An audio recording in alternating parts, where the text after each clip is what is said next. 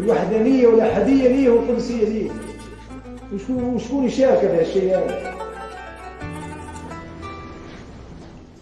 وقامت بربها الأشياء.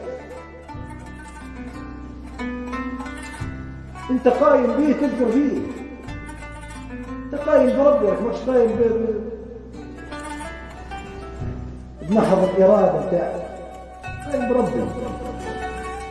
الإله هذا يستوجب على كل مريد وعلى كل مكلف بالشريعة معرفته والتمتع بوصله